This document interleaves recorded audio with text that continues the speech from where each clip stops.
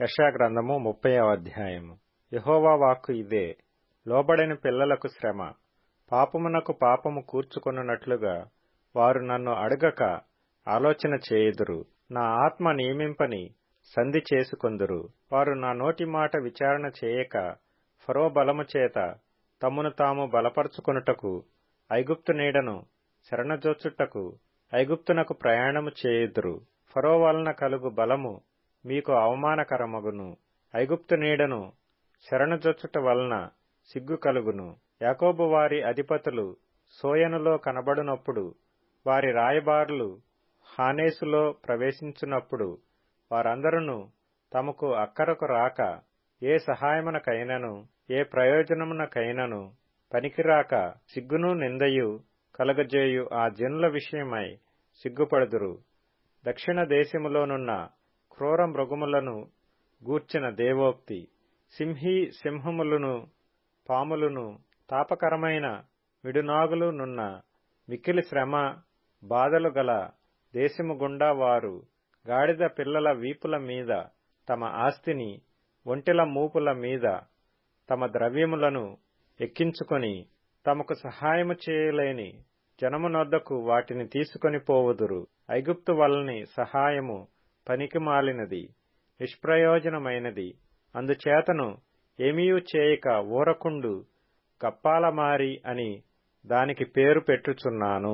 రాబోవు దినములలో చిరకాలము వరకు నిత్యము సాక్షార్థముగా నుండునట్లు నీవు వెళ్లి వారి ఎదుట పలక మీద దీని వ్రాసి గ్రంథములో లిఖింపుము. వారు తిరగబడు జనులు, అబద్ధమాడు పిల్లలు, యెహోవా ధర్మశాస్త్రము విననొల్లని పిల్లలు.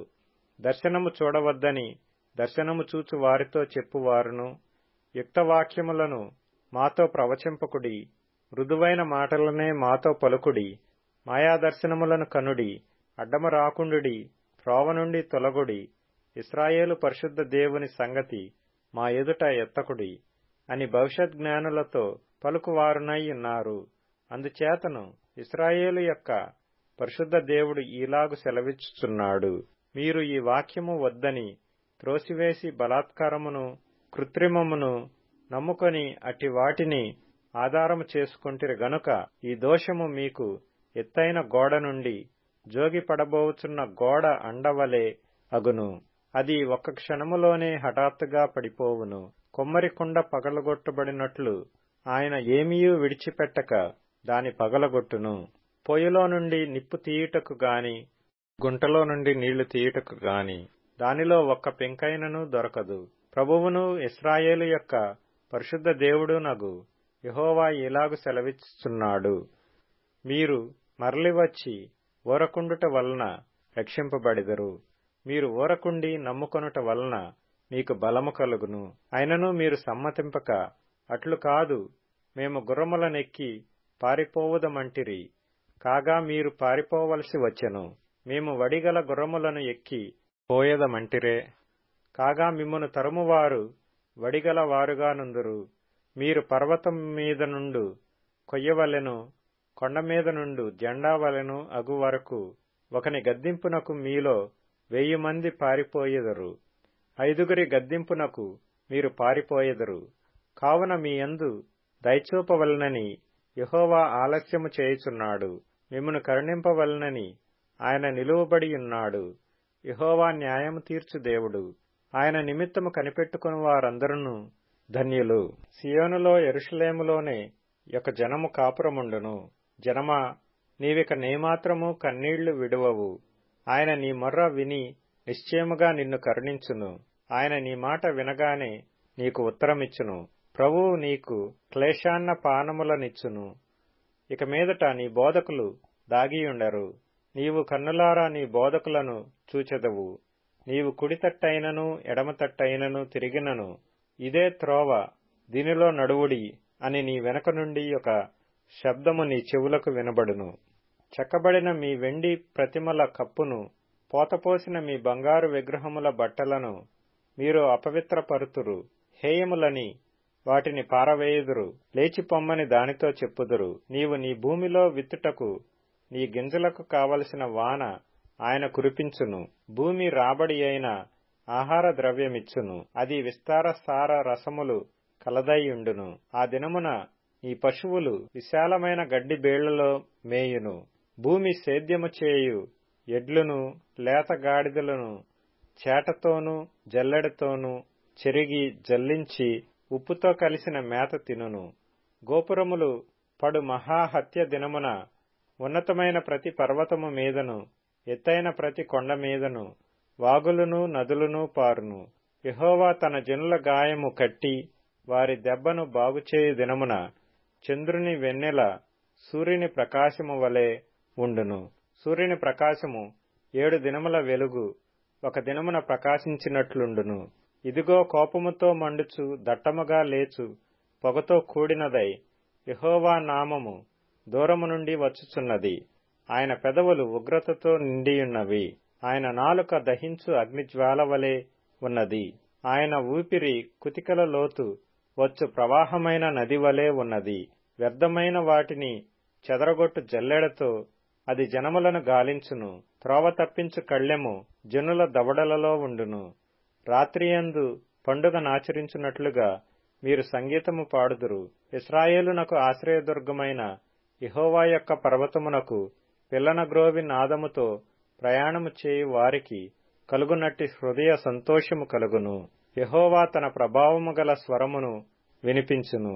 ప్రచండమైన కోపముతోనూ దహించు జ్వాలతోనూ పెళపెళయను గాలివాన వడగండ్లతోనూ తన బాహువు వాలుట జనులకు చూపించును. యెహోవా దండముతో అష్షూరును కొట్టగా అది ఆయన స్వరము విని భీతి నొందును.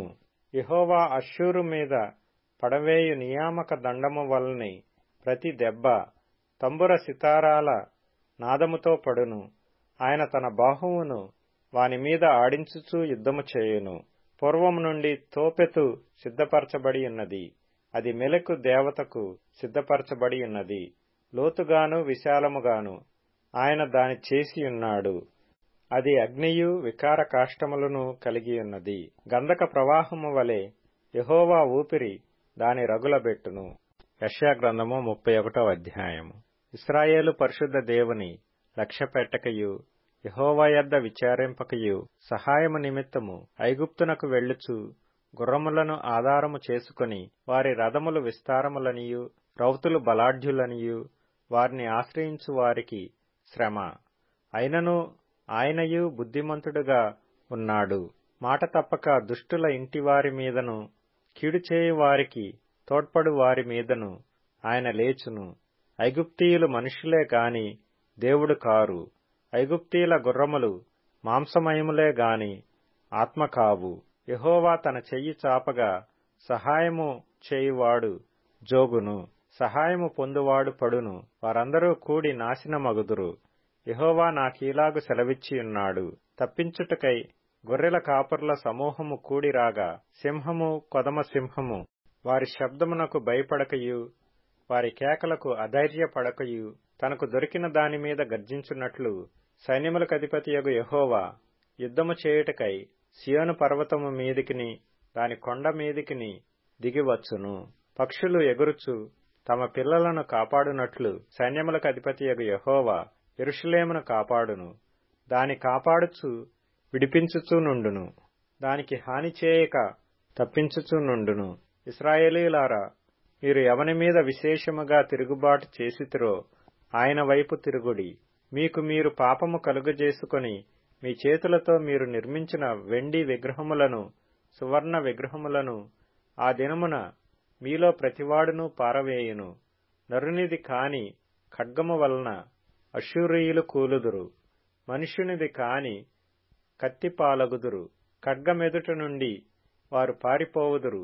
వారి పడుచువారు దాసులగుదురు. భీతిచేత వారి ఆశ్రయదుర్గము సమసిపోవును. వారి అధిపతులు ధ్వజమును చూచి భీతి నొంది వెనుకదీయుదురని యెహోవా సెలవిచ్చుచున్నాడు. సియోనులో ఆయన అగ్నియు యెరూషలేములో ఆయన కొలిమియు ఉన్నవి. యెషయా గ్రంథము 32వ అధ్యాయము. ఆలకించుడి. రాజు నీతిని బట్టి రాజ్యపాలన చేయును. అధికారులు న్యాయమును బట్టి ఏలుదురు. మనుష్యుడు గాలికి మరుగైన చోటు వలెను గాలి వానకు చాటైన చోటు వలెను ఉండును.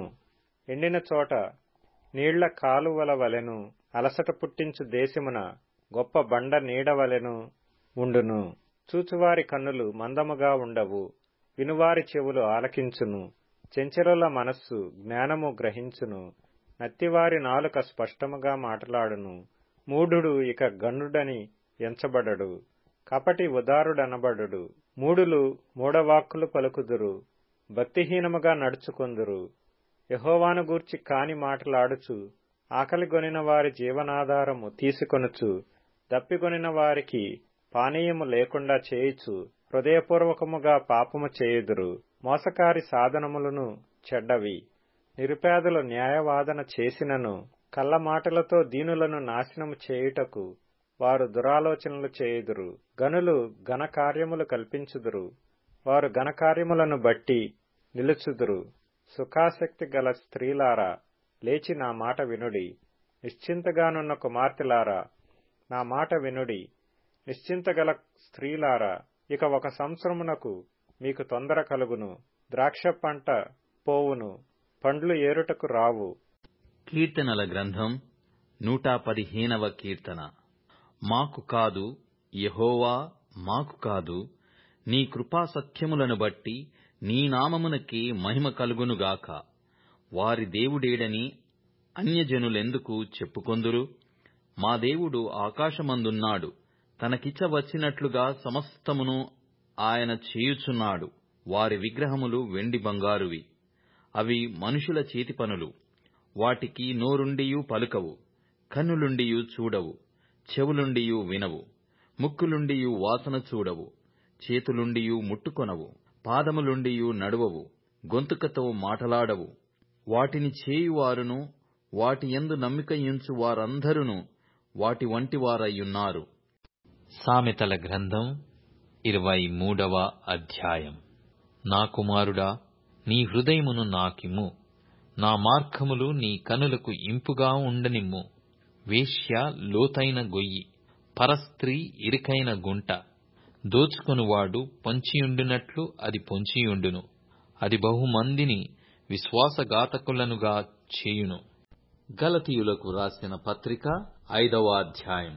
ఈ స్వాతంత్ర్యము అనుగ్రహించి క్రీస్తు వలన స్వతంత్రులనుగా చేసియున్నాడు. కాబట్టి మీరు స్థిరముగా నిలిచి మరల దాస్యమును కాడి క్రింద చిక్కుకొనకుడి. చూడుడి, మీరు సున్నతి పొందిన ఎడల క్రీస్తు వలన మీకు ప్రయోజనమేమీ కలగదని పౌలను నేను మీతో చెప్పుచున్నాను. ధర్మశాస్త్రము యావత్తూ ఆచరింపబద్ధుడై యున్నాడని సున్నతి పొందిన ప్రతి మనుష్యునికి నేను మరలా దృఢముగా చెప్పుచున్నాను. మీలో ధర్మశాస్త్రము వలన నీతిమంతులమని తీర్చబడువాడెవరో వారు క్రీస్తులో నుండి బొత్తిగా వేరు చేయబడి ఉన్నారు, కృపలో నుండి తొలగిపోయి ఉన్నారు. ఏలయనగా మనము విశ్వాసము గలవారమై నీతి కలుగునను నిరీక్షణ సఫలమగునని ఆత్మ ద్వారా ఎదురుచూచుచున్నాం. యేసుక్రీస్తు నందుండు వారికి సున్నతి పొందుటయందేమీయూ లేదు, పొందకపోవుటయందేమీయూ లేదు గాని ప్రేమ వలన కార్యసాధకమగు విశ్వాసమే ప్రయోజనకరమగును. మీరు బాగుగా పరిగెత్తుచుంటిరి. సత్యమునకు విధేయులు కాకుండా మిమ్మును ఎవడు అడ్డగించెను? ఈ ప్రేరేపణ మిమ్మును పిలుచుచున్న వాని వలన కలగలేదు. పులిసిన పిండి కొంచెమైనను ముద్దయంతయు పులుపు చేయును. మీరెంత మాత్రమును వేరుగా ఆలోచింపరని ప్రభువునందు మిమ్మును గూర్చి నేను రూఢిగా నమ్ముకొనుచున్నాను.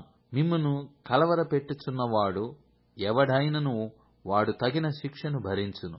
సహోదరులారా, సున్నతి పొందవలెనని నేనింకను ప్రకటించుచున్న ఎడల ఇప్పటికిని హింసింపబడనేలా?